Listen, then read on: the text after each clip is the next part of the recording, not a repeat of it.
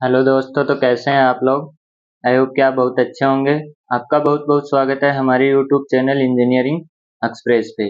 पिछले वीडियो में हमने सीखा था फ्री बॉडी डायग्राम बनाना।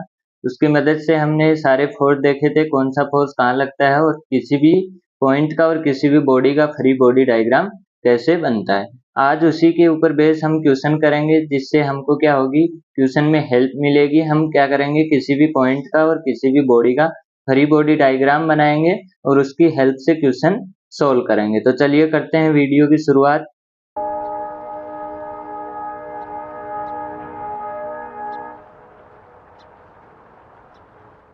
सबसे पहले है हमारे पास question number 1। Two equal loads of 2500 newton are supported by a flexible string A B C D at point B and C. Find the tension in the portion A B B C and C D of the string. हमको क्या बोला है, ये हमारी ए B C D क्या है, एक string है और इसके ऊपर क्या लग रहे हैं, दो फोर्स लग रहे हैं। कितने न्यूटन के? 2500 न्यूटन के, यानी 500 के क्या लग रहे हैं, दो फोर्स लग रहे हैं जो हमको दिख रहे हैं बी और सी पे लग रहे हैं। अब हमको क्या निकालना है, टेंशन निकालना है, T1 T2 और T3।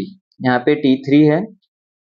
तो सबसे पहले हम क्या करेंगे, हम जहां जहां पे फोर्स लग रहे हैं उनका क्या बना लेंगे, फ्री बॉडी डायग्राम। यानी कि यहाँ पे बी पे फोर्स लग रहे हैं और सी पे फोर्स लग रहे हैं। ए पे भी फोर्स लग रहा है, लेकिन एक फोर्स लग रहा है तो एक फोर्स से हम क्या नहीं कर सकते हैं, कुछ निकाल नहीं सकते। इसलिए ए और डी का बनाना हमारे लिए कोई काम की चीज नहीं होगी। इसलिए हम ए और डी का फ्री बॉडी डायग्राम ना बना के बी और सी का बनाएंगे, क्योंकि यहाँ पे तीन तीन फोर्स लग रहे हैं। जिससे हमारी तीन फोर्स लग रहे हैं उससे क्या होगी, इक्वेशन आ जाएगी और हमारा आंसर आ जाएगा। तो करते हैं, ये है हमारे पास बी पॉइंट। अब यहाँ पे हमारा क्या लग रहा है, 2500 न्यूटन ये हमारा लग रहा है। और इधर हमारा ये फोर्स लग रहा है। और अब आप यहाँ पे देख सकते हैं इसका एंगल। सबसे मेन चीज हमारे पास क्या होती है, एंगल निकालने में हमको सबसे ज्यादा दिक्कत आती है और हमारा आंसर भी एंगल निकालने में ही सबसे ज्यादा गलत होता है। तो अब आप ध्यान से देखिए, ये लाइन हमारी और ये वाली लाइन क्या है, एक दूसरे के पैरेलल हैं। तो ये एंगल जितना होगा वही एंगल हमारा कितना होगा, इसके बराबर। यानी ये एंगल और ये एंगल क्या होंगे, बराबर होंगे, क्योंकि ये दोनों पैरेलल हैं और ये लाइन इसको काट रही है। तो यहाँ पे ये वाला क्या हो गया, T1, और इससे कितना एंगल बना रहा है हमारा, 30 डिग्री। ये हमारा हो गया। अब इधर वाला एंगल, ये एंगल 120, ये हमारा 30 हो गया। ये टोटल कितना है, ये टोटल हमारा कितना हुआ, 180।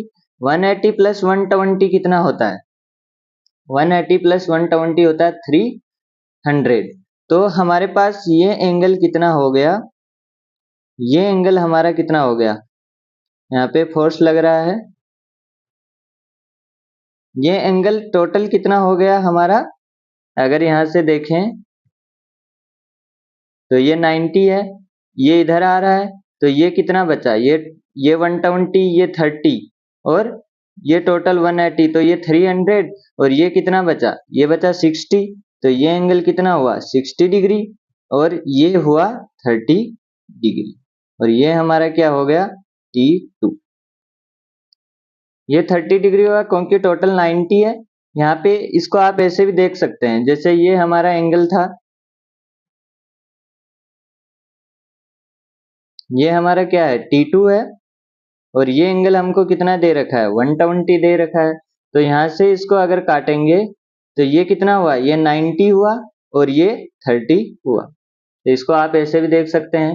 तो ये आसान तरीका है। तो ये क्या हुआ, 120। अब इसके क्या करने हैं, अब हम इसको कंपोनेंट में तोड़ लेंगे, जैसा हम पहले वीडियो में सीख चुके हैं। तभी हमने पहले की वीडियो में सारी चीजें सीखी हैं, फ्री बॉडी डायग्राम बनाना, कंपोनेंट लेना। वो वीडियो आप जाके जरूर देखें, तभी आपको ये चीजें समझ में आएंगी। अब आप T2 का कंपोनेंट लेंगे, इधर हमारा 30 डिग्री है। एक एंगल आप कंसीडर करते हैं, मैंने 30 वाला कंसीडर किया, तो इधर क्या होगा, T2 cos 30। हमेशा जिस तरफ एंगल होता है उधर कोस वाला। और इधर क्या होगा, y T2 sin 30। और हमारे पास 2500 न्यूटन पहले ही y में है तो इसके कंपोनेंट नहीं होंगे। अब T1 के T1 अगर इधर एंगल है तो इधर हमारा क्या हुआ T1 cos 30 और इधर हमारा क्या हुआ T1 sin 30। अब क्या लगाएंगे इक्वेशन लगाएंगे, इक्वेशन x अक्ष में लगाएंगे तो हमारे पास क्या आएगा T2 cos 30 हमारा किस में है पॉजिटिव में और माइनस T1 sin 30 ये हमारा क्या हो गया 0। अब T2 cos 30 T2 की cos 30 कितना होता है √3/2 cos 30 की वैल्यू माइनस T1 sin 30 की वैल्यू 1/2 तो ये हमारे पास हो गया T2 √3 इक्वल हो गया किसके T1 की। ये हमारी हो गई इक्वेशन नंबर फर्स्ट। अब हमको क्या करना है y में लगाना है तो y में हमने लगाया तो क्या आया y में लगाया तो हमारा आया T1 cos 30 इक्वल्स टू किसके बराबर 2500 प्लस T2 sin 30 ये आया। ये यहाँ पे हुआ T1 √3/2 equals to 2500 plus T2/2।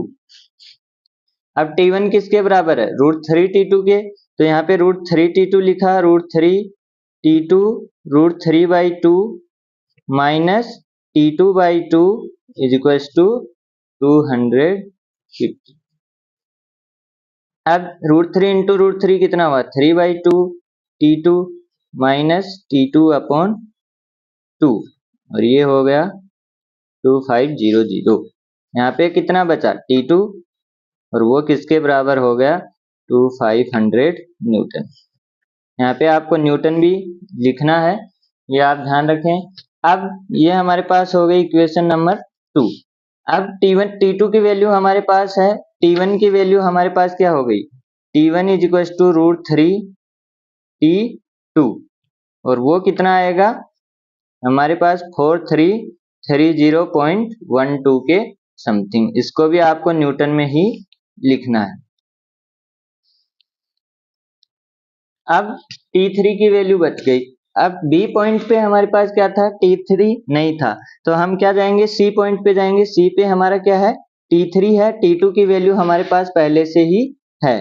तो यहाँ पे आप एक चीज देख सकते हैं ये एंगल ये हमारी लाइन और ये लाइन ये दोनों पैरेलल हैं तो ये एंगल 60 है तो ये एंगल भी हमारा कितना होगा 60 और ये 60 हमको पहले से दिया हुआ है तो यहाँ पे हम क्या लगा सकते हैं ये हमारा क्या हुआ 2500 ये हमारा क्या हुआ T3 और ये हमारा क्या हुआ T2। यहाँ पे ये कितना एंगल बना रहे हैं दोनों 60 डिग्री। अब आप कंपोनेंट लेंगे तो T3 sin 60 और T2 sin 60। अब आप एक चीज देखेंगे कि यहाँ पे आप x अक्ष में ही इसको क्या करेंगे इक्वल करेंगे यानी x अक्ष में इक्वेशन लिखेंगे तो क्या लिखेंगे T3 sin 60 minus T2 sin 60 equals to 0 और यहाँ पे आप क्या देखेंगे T3 हमारा क्या आ रहा है इक्वल आ रहा है T2 के। इसका मतलब T3 भी कितना होगा 2500 न्यूटन। यहाँ पे आपको y में लिखने की जरूरत नहीं पड़ी क्योंकि यहीं से आपको क्या दिख गया T3 किसके इक्वल है T2 के इक्वल। T3 T2 के इक्वल है तो T2 की वैल्यू हमारे पास थी तो हमने क्या निकाल ली T3 की वैल्यू निकाल ली। तो ये क्वेश्चन था हमारा। हमने क्या किया B और C पे दोनों पे क्या लगाया फ्री बॉडी डायग्राम बनाया दोनों का अलग अलग और दोनों के कंपोनेंट लेके इसको सोल्व कर दिया। तो हमारे पास T1 की वैल्यू आ गई T2 की वैल्यू आ गई T3 की वैल्यू आ गई। अब हम देखते हैं अगला क्वेश्चन। अगला क्वेश्चन है हमारे पास यह हमको एक ब्लॉक दिया हुआ है और यानी कि एक स्फीयर है उसके सामने क्या रखा हुआ है एक ब्लॉक रखा हुआ है और हमको पूछा हुआ है कि जब हमारा ये फोर्स कितना होना चाहिए यानी P कितना होना चाहिए जिससे ये इसके ऊपर से क्या कर जाए रोल कर जाए। तो यहाँ पे लिखा हुआ है यूनिफॉर्म व्हील 60 सेंटीमीटर डायमीटर इसका 60 सेंटीमीटर डायमीटर है और वेट कितना है 1000 newton. Resist against rectangular block 15 centimetre height lying a horizontal by a horizontal force P apply end of a string wound round circumference of the wheel, find out the force P when wheel is just above the roll over the block। यानी कि ये block कब P कितना होना चाहिए जिससे इसके ऊपर जस्ट रोल करने वाला हो। तो हम क्या करेंगे, इसका सबसे पहले क्या बनाएंगे, फ्री बॉडी डायग्राम बनाएंगे।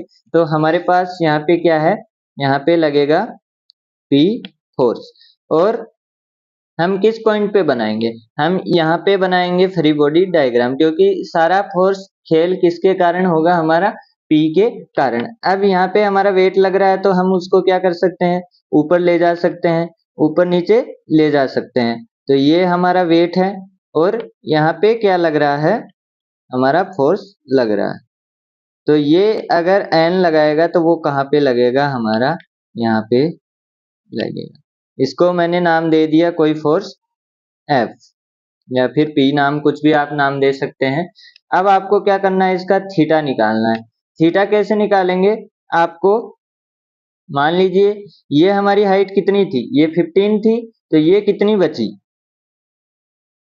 ये हाइट हमारी कितनी बची, 15 बची, और ये हाइट कितनी थी, ये हमारी 30 थी, क्योंकि ये रेडियस है और ये रेडियस है। लेकिन यहाँ पे ये 15 हाइट के ऊपर लग रहा है, तो ये हाइट हमारी कितनी बचेगी, 15 बचेगी। और ये हमारी यहाँ से यहाँ क्या है, रेडियस है, तो हमने ये भी कितनी लिख दी, 30 लिख दी। अब हमको ये वाली वैल्यू निकालनी है, ये वाली, क्योंकि इसी के कारण हम क्या निकाल पाएंगे, थीटा, क्योंकि ये जो थीटा होगा वही थीटा यहाँ पे होगा। तो हम क्या लगा पाएंगे, टेन थीटा। तो यहाँ पे सबसे पहले हमने क्या लगाया, इस ट्रायंगल में हमने लगाया, क्या लगाया, कर्ण स्क्वायर इज इक्वल टू लंब स्क्वायर प्लस आधार स्क्वायर। तो हमारे पास क्या हुआ, 30 का स्क्वायर इज इक्वल टू, हमारे पास आधार कितना है, 15 का स्क्वायर प्लस L स्क्वायर, यानी लंब का स्क्वायर। तो लंब हमारे पास कितना आ गया, 900 माइनस 225, और ये कितना हुआ, अंडर रूट 675। ये इतना हो गया हमारे पास। अब हमारे पास ये वैल्यू भी आ गई और ये वैल्यू भी आ गई। अब हमको क्या निकालना है, टेन थीटा। टेन थीटा हम निकालेंगे तो हमारे पास क्या होगा, लंब बटा आधार। लंब हमारा अभी आया है अंडर रूट 675 अपॉन आधार कितना है, 30A प्लस 15A 45, और ये हमारा कितना होता है, 15 अंडर रूट 3 अपॉन 45, और यहाँ पे 15 टी हो गया कैंसिल, 1/√3, और इसको हम क्या लिख सकते हैं, 0.577। ये हमारी किसकी वैल्यू आ गई, टेन थीटा की। अब थीटा की वैल्यू आ गई तो हम इसको एक बार दोबारा ऐसे रिप्रेजेंट कर लेते हैं। जैसे ये फोर्स हमारे पास क्या था, 1000 न्यूटन, इसको हम ऊपर नीचे ले जा सकते हैं, तो ये 1000 न्यूटन, ये फोर्स हमारा क्या हो गया, P, और ये फोर्स हमारा मान लीजिए F हो गया, और इसका क्या हुआ, थीटा, और वो थीटा हमारे पास क्या आ गया, टेन थीटा 0.577। अब P का हम कंपोनेंट करेंगे नहीं, क्योंकि पहले ही एक्स अक्ष में है, y इसका भी नहीं करेंगे, इसके होंगे, तो यहाँ पे क्या होगा, F cos थीटा, और यहाँ पे क्या होगा, F sin थीटा। ये हो गया। अब आप इस पॉइंट पे क्या लिखेंगे, इक्वेशन लिखेंगे। तो हमने क्या लिखा, F cos theta is equal to 1000, और F sin थीटा क्या लिखा एक्स अक्ष में, F sin theta is equal to P। ये चीज हमने लिख ली। अब लिखी तो ये हमारे पास क्या थी, इक्वेशन फर्स्ट, और ये इक्वेशन 2, क्योंकि ये एक्स अक्ष में है और ये वाई वाई में। तो यहाँ पे अब क्या लगा सकते हैं, x first equation divide by second equation. तो यहाँ पे क्या बन गया, टेन थीटा, टेन थीटा बन गया कितना, P/1000, और टेन थीटा की वैल्यू हमारे पास कितनी आई थी, 0.577 इंटू 1000 से मल्टीप्लाई हुआ, और ये हमारे पास क्या आ गया, P। तो P की वैल्यू हमारे पास कितनी आई, 577 न्यूटन। अब जो इतना बड़ा क्वेश्चन दिख रहा था वो इतना सिंपल निकला। इसमें हमने क्या किया, सबसे पहले यहाँ पे ये नॉर्मल लगाएगा। अब कुछ लोगों का डाउट आ रहा है कि यहाँ पे नॉर्मल क्यों नहीं लगा?